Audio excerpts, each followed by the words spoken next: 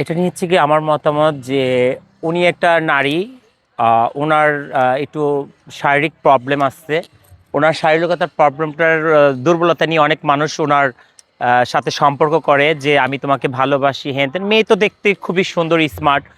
তারপর জানে তার একটা বিয়ে হয়েছে, তার একটা বাচ্চা আছে, ছেলে আছে, একটা মেয়ে আছে, একটা ছেলে আছে। তারপরও ছেলেরা তাকে ভালোবাসে। ভালোবাসে কেন আমি বুঝতে পারলাম না, কি তার দেহর জন্য না তার টাকা পয়সার জন্য? ঠিক আছে, এই যে রাসেল মিয়া কিছুদিন আগে দেখলাম অনেক কিছু করতেছে, যে বর্ষাকে হিজাব পরাচ্ছে, বর্ষাকে ভালোবাসে, হ্যান করে ত্যান করে। দুদিন পরে শুনি কি যে বর্ষা নাকি বর্ষাকে ব্ল্যাকমেল করে, বিকাশ থেকে টাকা নিচ্ছে, শপিং করে বর্ষার নাম বলে বলে মার্কেটে গিয়ে শপিং করে নিয়ে আসে, বলে যে বর্ষা আপু দিয়ে দিবে। তাই আসলে একটা কথা বলতে কি, যে যাদের একটু খুদ আছে তাদেরকে না মানুষ ইউজ করে। যেরকম আমাদের একটু খুদ আছে, কিন্তু আমরা দেখতে অনেকই সুন্দর, অনেকই স্মার্ট, কিন্তু অনেক ছেলেরা আমাদেরকে ব্যবহার করে। কেন? আমাদেরকে মন থেকে কখনোই ভালোবাসে না, আমাদের টাকাকে ভালোবাসে। সেরকম বর্ষা আপুর একটু খুদ আছে দেখে এর জন্য বর্ষা আপুকে মানুষ ভালোবাসার অভিনয় করে তার থেকে টাকা পয়সা হাতিয়ে নেয়। কিন্তু বর্ষা আপু একটা বোকা। তার দুইটা সন্তান আছে, সে সন্তানদেরকে মানুষ করুক, টাকা পয়সা ইনকাম করুক, সন্তানদের জন্য সব কিছু সে করতে পারে, ঠিক আছে। কিন্তু এই পুরুষদের সাথে এই মেলামেশা, এই যে আজে বাজে ভিডিও ছাড়তেছে সে, তো এগুলো তো তার বদনাম হচ্ছে, তার ক্যারিয়ার নষ্ট হয়ে যাচ্ছে। কি যে একটা কথা বলে না মুরব্বীরা, যে শিকার দুধ খেতে না পারলে হারাম। তো আকাশ সাহেব উনি অবশ্যই কোনো কিছু বর্ষা আপুর থেকে আশা করেছিল, সেটা পায়নি বলে আজকে বর্ষার নামে এত বদনাম, এত ইনজাম, এত বদনাম, এত ইনজাম। আমরা তো পার্সোনালি অনেক বন্ধু বান্ধবের সাথে কথা বলি, শয়তানি করি, মজা করে অনেক কথা বলি। তার জন্য যে কল রেকর্ড করব, ভিডিও রেকর্ড করব, করে তারপর এটা ভাইরাল করে দেব। এটা ওই যে আকাশ নামের যে লোকটা, উনি ভাইরাল হওয়ার জন্য এই ভয়েস রেকর্ডগুলো ছেড়েছে আমার মনে হচ্ছে। এবং একটা বিয়ের জন্য হচ্ছে গিয়ে প্রথমে হচ্ছে গিয়ে তার কাবিন নামা, ঠিক আছে, কোন কাজে বিয়ে পড়িয়েছে, কত ডেটে, কত সালে, এগুলো। তারপর কিছু পিক থাকার দরকার, কিছু ভিডিও ফুটেজ থাকা দরকার। তারপরে একটা প্রমাণ হয় যে এই মেয়েটার বিয়ে হয়েছে কিংবা এই ছেলেটার বিয়ে হয়েছে। প্রুফ ছাড়া একটা ছবি তুইলা, টুপি মাথায় দিয়ে ছবি তুইলা ছাইরা দিল যে বিয়ে হচ্ছে। এখানে বর্ষাকে তো দেখলাম না, এখানে একটা লোক টুপি, উনি কি নামাজ পড়তেছে, না উনি দোয়া পড়তেছে, না উনি কিসের সিগনেচার, উনি কি দলিলের সিগনেচার করতেছে, না বিয়ের কাবিন নামায় সিগনেচার করতেছে? আপনি দেখেছেন ওটা? ওটা একটা ভিডিও ফুটেজ থাকতো, তাইলে একটা বোঝা যেত। আমি তো সাকিব খানকে ভালোবাসি, তার জন্য কি আমার কি সাকিব খানকে নিয়ে কি ভাইরাল হতে হবে যে এসব কথাবার্তা বলে? ভালোবাসার মানুষ ভালোবাসতেই পারে, ভালো লাগতেই পারে। তো এখন উনি যদি ওনাকে ভালোবেসে থাকে, বর্ষা তো ওকে ভালোবাসে নেই, বর্ষা তো ওকে ফ্রেন্ড হিসাবে জানে। আর উনি যদি মনে মনে দুধ কলা খায়, এটা তার হলো না।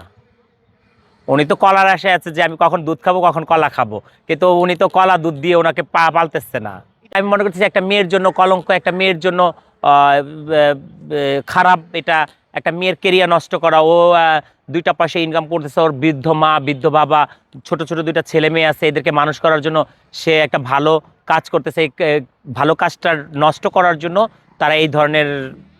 আমি একটা কথা বলি যে ঘরের লোকই মানুষের খারাপই করে, বাহিরের লোক কখনো খারাপই করে না। যে কাছের লোক, সে আমার A to Z জানবে, যে আমার কাছের, যে ক্লোজ ফ্রেন্ড, সে সব কিছু জানবে যে আমি কি দিয়ে খাচ্ছি, কখন ঘুমাচ্ছি, কখন কোথায় যাচ্ছি, তার কাছে শেয়ার করি।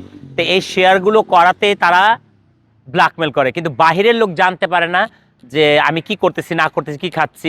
বাইরের লোক আমার কখনো ক্ষতি করার চেষ্টাও করবে না। কেন? আমি কোন বেডরুমে ঘুমাই যদি কাছের লোক জানে, সেই পাঠাবে সন্ত্রাস আমার রুমের ভিতরে। বাইরের লোক তো জানতেছে না যে আমি কোন বেডরুমে ঘুমাচ্ছি। তো এইটা হচ্ছে কাছের লোকগুলো এই ধরনের কাজগুলো করতেছে, একটু স্বার্থে আঘাত পড়লেই তারা মানুষের।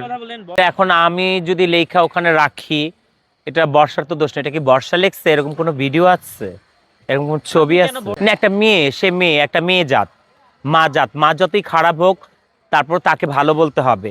কিন্তু মেয়েরা অত খারাপ না, মেয়েদের মুখ ফাটে তো বুক ফাটে তো মুখ ফাটে না। কিন্তু মেয়েরা অনেককে ভালোবাসতে পারে, কিন্তু মুখ দিয়ে কখনো বলে না। এখন বর্ষাকে সবসময় দেখি যে মিডিয়ার সামনে সবসময় সুন্দরভাবেই কথা বলে, একদম ডাইরেক্টলি কথা বলে, আমার এগুলো ওর ভালো লাগে। কিন্তু ওর নিজের জীবনটা ও নিজেই নষ্ট করতেছে এসব খারাপ আজে বাজে লোকদের সাথে চলে। অ্যাকচুয়ালি সেই ভিডিওটা সেদিন রাতে আমি দেখেছি, সাথে সাথে আমার কাছে ফোন আসছিল। আমি আমার এক ফ্রেন্ড ফোন দিয়ে বলছে এরকম এরকম বর্ষা সুসাইড করতেছে, লাইভে আসছে।